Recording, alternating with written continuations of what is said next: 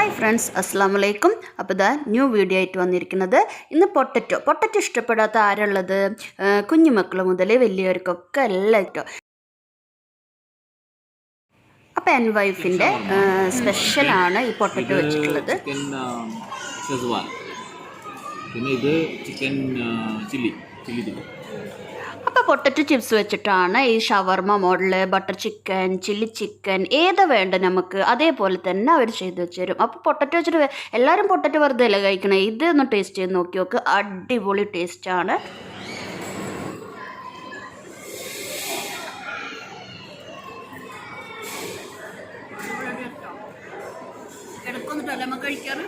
നമ്മളിപ്പോൾ കുറേ കാലമായിട്ട് കഴിച്ചിട്ടത്, കുറേ ആയി.